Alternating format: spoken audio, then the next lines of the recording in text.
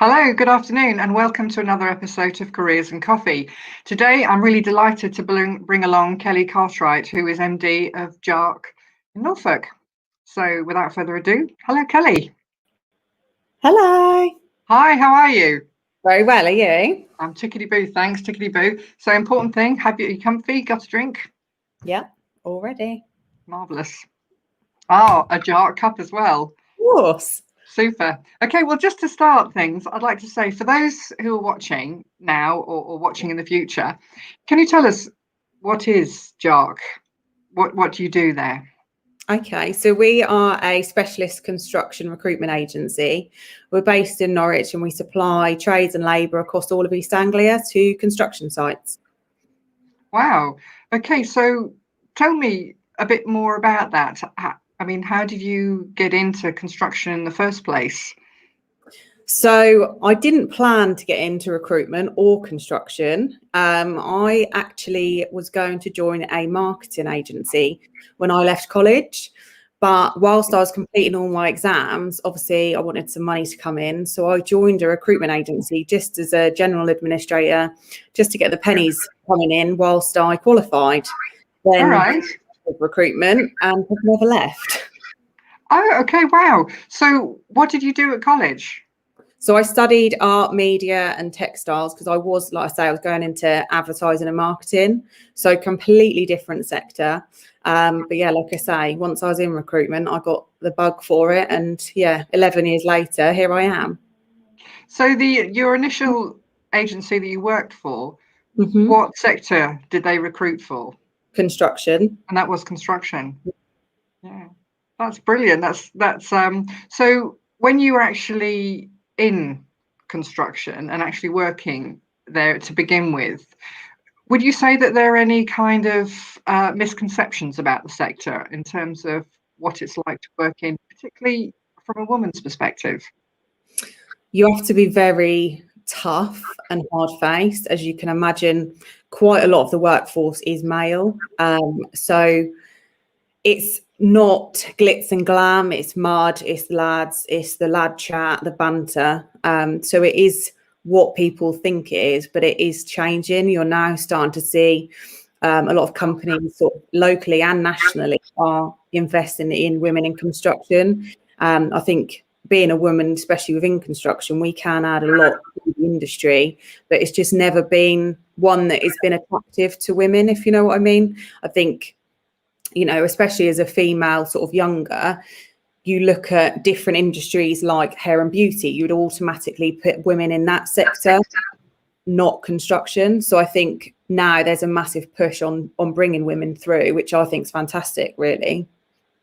Yeah, and I mean, in general, obviously construction is one of our growing sectors, and there are likely to be lots of jobs in the sector in the future. It's a sector that if you go into, if you choose, you can have a career for life.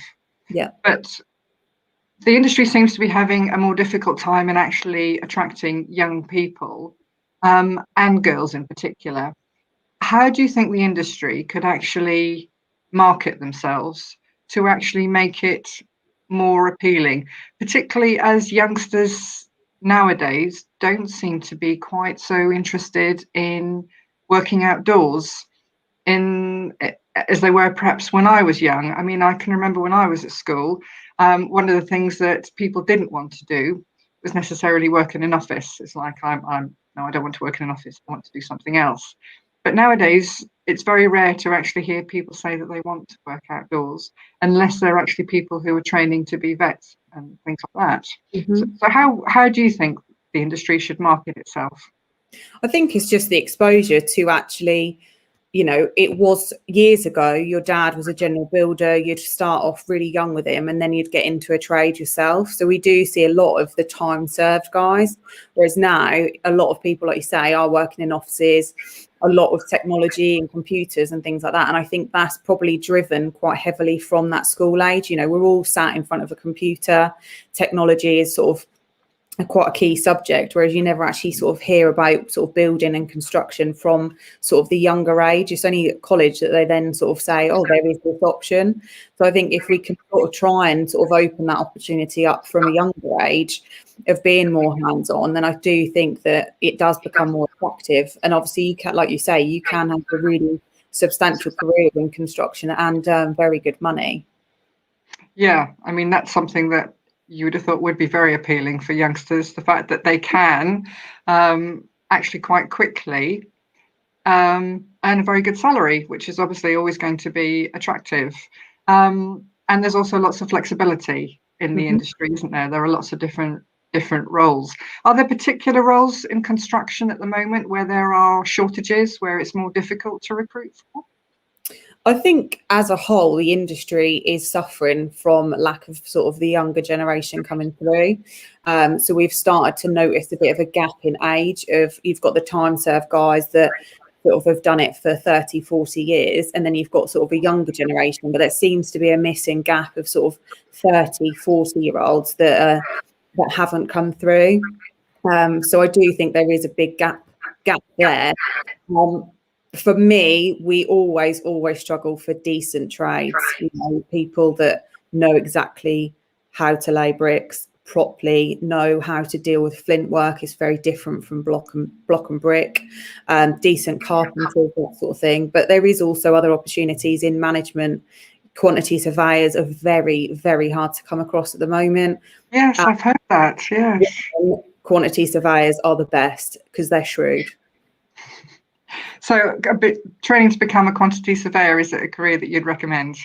Amazing. Funny enough, I was talking about it this morning with one of my clients, and we both said, you know, women are so shrewd with money. They're normally the ones at home that deal with all the finances, and they make the best quantity surveyors from a business, not from obviously the subcontractors that are working with that business, but from a business in terms of cost savings. I think they make fantastic quantity surveyors. And again, the money out there for very good quantity surveyors is absolutely out of this world. That's great. Now, I'm going to ask another, probably what to you would be a fairly basic question, but I can remember when I was young and met somebody who was training to be a quantity surveyor, and I said, oh, that's interesting. And then immediately ran off to my friend and said, what's one of those? So for those who don't know what a quantity surveyor is, would you mind explaining the role and also the routes into the role? How do you become a quantity surveyor? So 9 times out of 10, guys that go into that role would study sort of a BSc Hons in construction quantity surveying. So normally university, qualify with a degree. A lot of people then start with a trainee and then progress up, sort of especially with quite a large contractor, and then sort of progress up through the roles all the way up to sort of commercial manager. So there is a massive sort of career progression through that. In terms of the role itself, it's when you have a site, you have to collate subcontractors to price for that project. So it's all about getting the best cost, but not sometimes cheap isn't always best because the quality isn't there. So about managing it properly, that you do get the end result that you require, but also for the best price. So it's just literally from start to finish, anything you see on a site, from plant hire to labour to building materials to subcontractors, they would then deal with the cost of that, collect it all together, the price of the land, to then obviously report back to achieve their targets to ensure most cost effective to the business. So the owners of the business, actually, I can see how a quantity surveyor is extremely important. Yes, because it can make or break a budget. Absolutely. Thank you for that. So in terms of routes in, if you want to be a quantity surveyor, do you have to take the university route, or can you do it via another way? Can you become an apprentice, for instance? I think there are companies that now starting to open up the apprentice route again. Obviously, it all just depends on each individual, because a lot of companies at the moment, you know, are hitting the ground running. But you are starting to see a lot of people now given that opportunity out there. So I think it's just, if that is something that people are interested in, you know, sometimes it's just about putting yourself out there of, look, I haven't got any experience. However, I'm really keen. This is something I'm passionate about. And I think a lot of that confidence sometimes outweighs somebody that, you know, has a load of experience, just to, if someone's got something about them really that you think, actually, yeah, we want to invest in them. Yeah, That's good, because obviously enthusiasm is really important, isn't it? Yes. And as somebody who, you run a recruitment agency, when somebody walks through your door and says, "Hi, I'm looking for a job," what is it you're looking for? So for any young people now who are looking for their first job and they walk into your agency, say, for instance, or is that the best approach? What's the best way to approach? Because I know lots of youngsters tend to send out lots of emails to people, and then they get very disappointed when they don't get any kind of response. So for me personally, in somebody that wants to join recruitment, so somebody that wants to say join my team, I want somebody that doesn't fit the pack. So like you say, everyone wants to send an email in, and that is renowned for how you apply for a job. Yet why do you not pick the phone up? I'm so glad you said that. Yes. It's a basic, I think a lot of the time people hide behind computers, and that's where you just become a number. You become a number in my inbox of, oh, I want to work for your agency, but you've not shown me you want to work. You've not picked the phone up and said, hiya, I want to come work for your agency. You've not done your background research of the amount of people that I've interviewed and say, so what do you know about my company? And they haven't got a clue. They couldn't even tell you what we do. And you think Google's great. You write some notes down, look on social media, look on LinkedIn.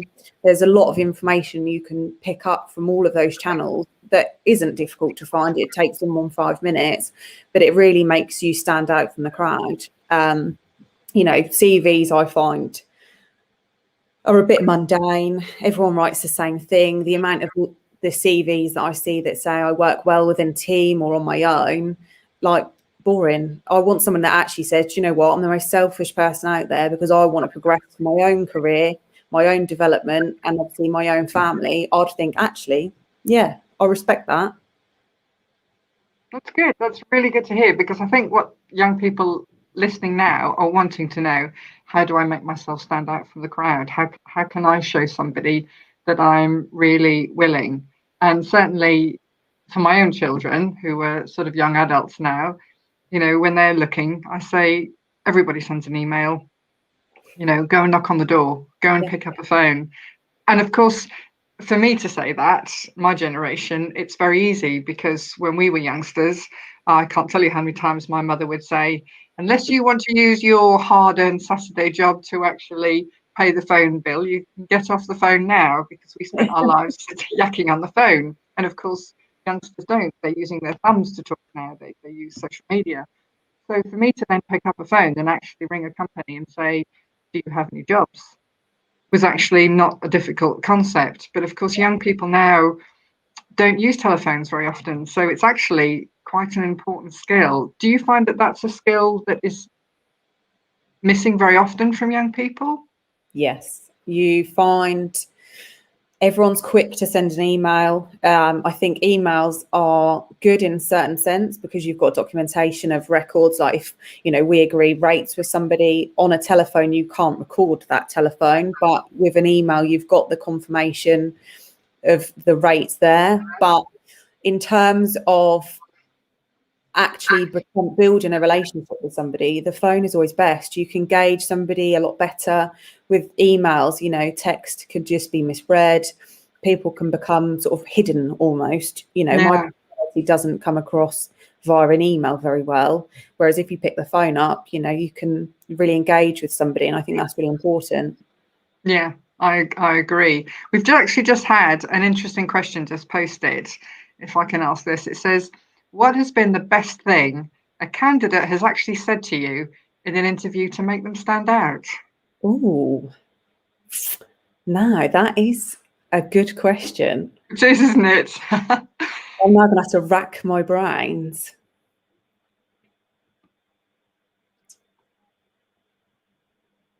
It's sort of thing that, in terms of actually making somebody really stand out. Yeah.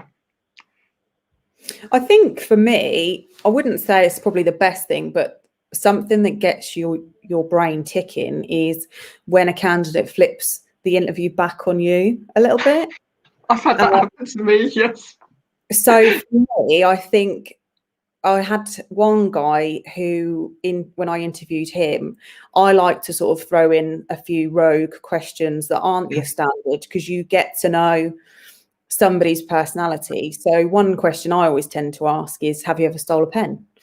Because you instantly get whether someone's honest or if they feel uncomfortable, because we've all stolen a pen, let's be honest. Whether we intended to or not, but yes, yes. We've all stolen a pen. I mean, people take pens from me all the time. I see my pens everywhere. I'm like, where's that? How have you got that? But he turned it around onto me and said, what kind of animal are you? And I was like, bit of a random question.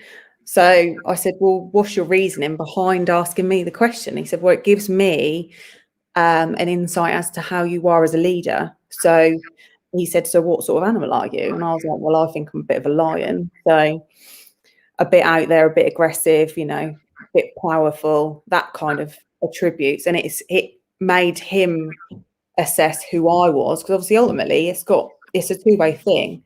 As much as it's me wanting to decide whether he's suitable for my business, it was also to see if I was suitable for him and his progression in his career. So that probably sticks out in my head of being asked what kind of animal I am. I think that's really good. I've actually known a colleague of mine who actually in an interview said that he was asked by the interviewer what kind of animal he was. It has now been added to, so that is part of my interview questions. What animal are you? But to actually turn around as an interviewee and have the courage to actually ask that of an interviewer is definitely something that would stick out in my mind. And is interesting. I think it's a really, really valid point that it's not just about, when you're going for a job, it's not just about, does the company like you? It's, do the ethics of the company, what they stand for, do they meet in with the employees' needs? Because as we all know, you know, the most important thing about any organization is its people, and getting the right person to match in your organization is really important. So certainly I would always encourage people as well to actually turn it around and ask questions, find out, is that employer right for you? That's great. Thank you for that. In terms of other things going on outside of your normal day-to-day job, I heard about what you did in terms of your team volunteering for the NHS when lockdown started last March, which was a pretty awesome thing. Could you tell us a bit more about the voluntary work you did for the NHS during the first lockdown? Of course, obviously, it always makes me a bit choked to talk about it, because the experience was just, there's just no words for it, you know. So when obviously Boris first announced the lockdown, construction took a massive hit, as we all know, like every industry, and pretty much overnight it diminished completely. So instead of being sat about twiddling my thumbs, I thought, you know, there's got to be something I can do to help. Through channels, social media, again, great sort of platform, I saw that the NHS were crying out for face fit kits. So what a face fit kit is, it's to work out whether a mask is actually protecting you. So they wear, obviously, have you seen the FFP3 white masks that they sit across their face? Yeah. They leave the awful marks on their face.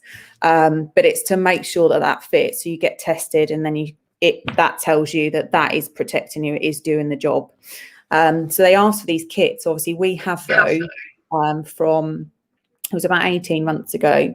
Construction really honed in on asbestos, silica dust, and obviously the effects that can be quite harmful.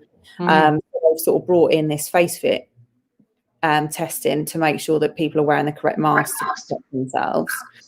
So I just got all of the teams trained to be able to do that, to offer that as a service to our customers. So when obviously the NHS were crying out for these kits, we've got kits, we could use them for work. But I thought, you may have the kits, but I don't know if you've got many testers. So I sort of reached out and just said, look, we've got kits. If you need kits, not a problem. But have you got testers? Because, you know, we're all sat at home not doing a lot. I spoke to one of the other girls who sort of, we were the driving force really to then going into the hospital. So we did Norwich, Ipswich, Colchester, Wow. James Paget Hospital. We then also sort of platformed it on social media, and a couple of sort of private dental practices got in touch with us as well. So we did a couple down in Bury St Edmunds and one in Norwich, and just went out and volunteered and just face fitted frontline NHS staff. And the stories you hear is just mind blowing. And obviously at that time we thought we were in the worst of it, but I think we are in it really badly in it now. To hear what they're sacrificing for us was just mind blowing. Obviously at first, they think, because obviously I was in uniform, they said, "Oh, I bet you're making a killing out of this." And I was thinking, no. So I was like, "What do you mean?" And they were like, "Well, obviously, charging NHS." I said, "I'm not charging anything. I'm here of my own free will." And then instantly they changed. And one nurse actually just pulled her eyes out. She's like, "I can't believe you're coming in here, sort of putting yourself at risk to help us." And I was like, "But I'd like to think if, God forbid, I did get poorly or a loved one of mine got poorly, you'd look after them. So I think it's only right that I look after you guys and help you guys out, because obviously you're saving people's lives daily." Yeah, and I have to say, when I heard what you did, I have to say, on behalf of so many people listening, I'd like to say thank you, because I think it's a truly awesome thing. And I heard a podcast recently by a critical care nurse, who just did a podcast of a shift at the Norfolk and Suffolk Hospital. She was very plain and matter of fact. Yeah, and it was just really, incredibly powerful to think what they're doing every day to actually try and keep people alive. And and people who've been through that as patients continuously speak of the incredible dedication and hard work. So yeah, well done you. Awesome, you and your team. That's brilliant. So how did you become MD of Jark? So I started 10 years ago, and Jark was a big organisation, and then 6 years ago they restructured to become individual businesses, so almost like a franchise. Okay. And they just sort of gave me the opportunity to become and set up as Jark Norfolk.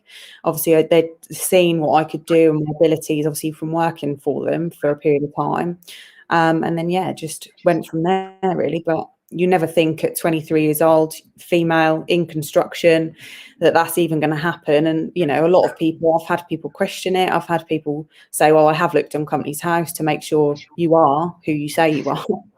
And I was like, "Well, yeah, I've got no reason to lie." No, that's brilliant. And your organisation has gone from strength to strength, because I was having a look, and in the last 3 years you've won an amazing number of accolades. Winner of in 2017, winner of Recruitment Agency of the Year, finalist of Best Client Service, finalist of Best Candidate Care, finalist of Best Recruitment Innovation, 2018 winner of Best Director, 2019 winner of Recruitment Agency of the Year, Best Client Service, Director of the Year finalist, and finalist of Best Recruitment Agency. And then in 2020, again, finalist of Agency Recruitment Leader, finalist of Young Entrepreneur of the Year for 30 years and under, which is completely awesome. Finalist of Subcontractor of the Year at the National Building and Construction Awards, and finalist of Women in Construction as well. So that's pretty amazing. So congratulations, with that. And from your perspective, your career to date, what would you say has been the best moments of your career, and also the toughest? Because I think, especially in the climate we're in now, people talk about resilience and how do you survive the difficult times. So if you could, let us know what's been really good and not so good. So let's start with the bad first. I think the worst day of my whole experience in my whole career was shut in the office when lockdown hit. and you don't know when you're coming back. You don't know if you're going to come back. And also the personal weight of, you know, you've got guys working for you, you've got a team that work for you, that you've built not only a brilliant business with them, but you've also built friendships with them. They've got, you know, houses, mortgages, etc., and they'll sit there and think, right, I'm on my own now, so I've got to make it work and we've got to get it through this. That for me, I think, was really tough. Obviously, when construction shut, there wasn't a lot I could do. Like, I didn't have a magic wand, but it was when it started to reopen, it was to make sure that, well, I maximised everything I could to enable the team to come back and us all return. But there was 13 weeks I single-handedly run the business, and I think they're probably the toughest, because there's days you just get up and I was like, how can I get through this? You know, you need the team to motivate each other, just have the crack with each other, to bring little laughs and like little memories that you say, oh, do you remember when? And you're just sitting there on your own, and it was just lonely.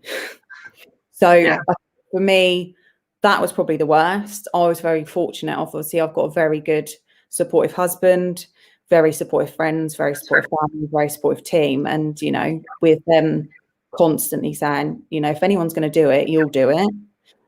And I did.